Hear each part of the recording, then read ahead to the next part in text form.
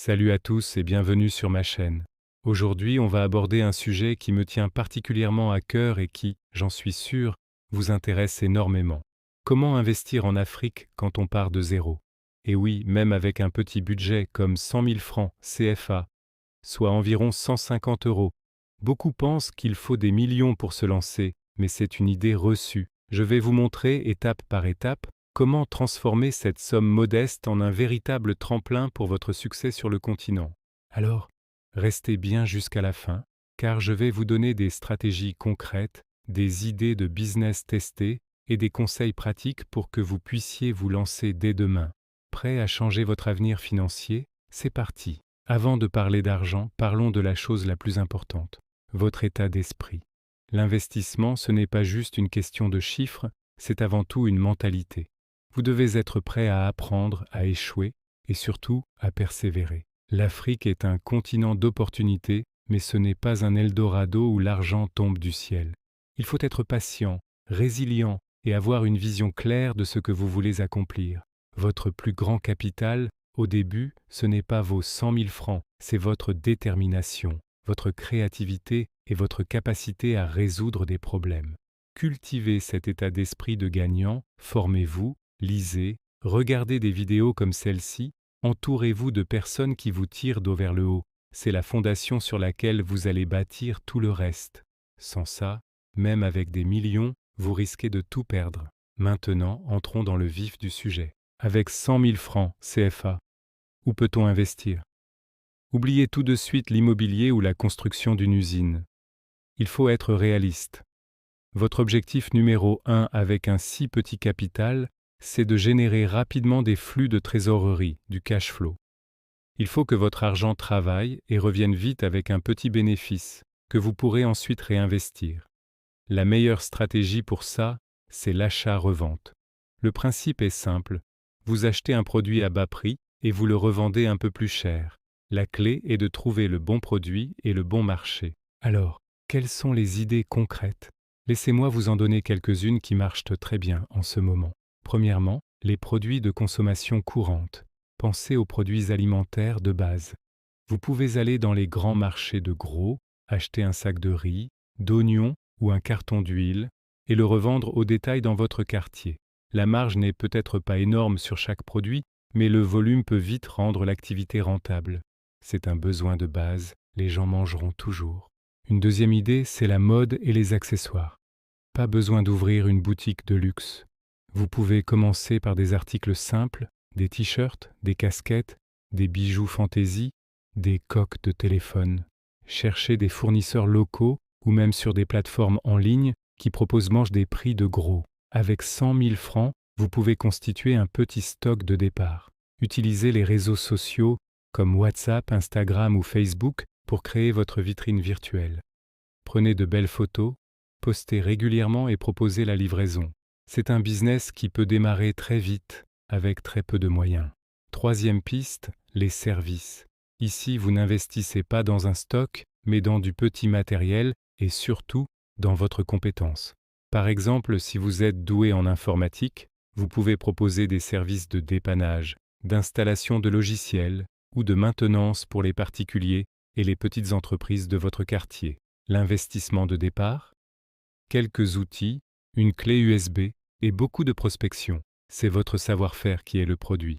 Pareil pour des services de livraison à petite échelle, de community management pour des petits commerçants ou même de soutien scolaire. Identifiez un besoin autour de vous et proposez une solution. Maintenant, imaginons que vous ayez choisi votre voie, par exemple, la revente de produits. Comment optimiser vos chances de succès? La première règle, c'est de tester le marché. Avant d'investir vos 100 000 francs, prenez une petite partie, disons 20 000 francs, et achetez un tout petit stock. Essayez de le vendre. Voyez la réaction des clients, le temps que ça prend, les difficultés que vous rencontrez. C'est ce qu'on appelle un produit minimum viable. Ça vous permet de valider votre idée sans risquer tout votre capital.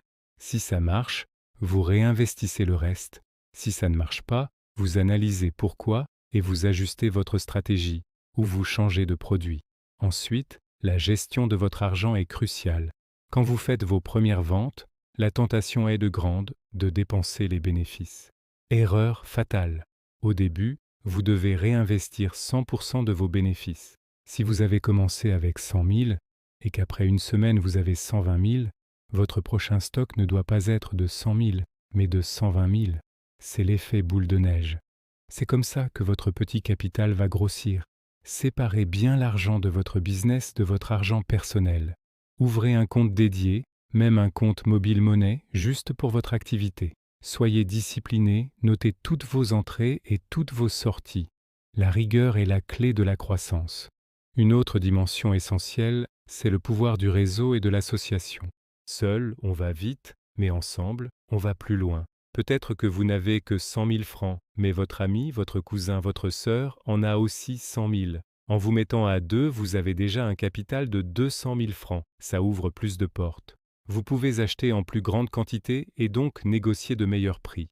Vous pouvez aussi partager les tâches. L'un s'occupe des achats, l'autre de la vente et de la communication. Attention, choisissez bien votre partenaire. Il faut que ce soit quelqu'un de confiance, avec la même vision et la même éthique de travail que vous. Mettez les règles par écrit dès le départ pour éviter les conflits. Parlons maintenant de l'étape d'après. Vous avez réussi à faire tourner votre petit business, votre capital a grossi. Vous êtes passé de 100 000 à 500 000, voire 1 million. Que faire? C'est le moment de penser à structurer et à diversifier. Structurer, ça veut dire déclarer votre activité, avoir un statut juridique. Ça peut paraître compliqué, mais c'est ce qui va vous permettre de passer à la vitesse supérieure. Ouvrir un compte bancaire professionnel, obtenir des financements, signer des contrats avec de plus grosses entreprises. Renseignez-vous sur les statuts d'auto-entrepreneur ou de petite entreprise dans votre pays. Diversifier, c'est ne pas mettre tous ses œufs dans le même panier. Si votre business d'achat-revente fonctionne bien, utilisez une partie des bénéfices pour lancer une deuxième activité ou pour investir dans des domaines un peu plus passifs. Par exemple, une fois que vous avez un capital plus conséquent, vous pouvez regarder du côté des bourses régionales comme la BRVM en Afrique de l'Ouest ou la BVMAC en Afrique centrale.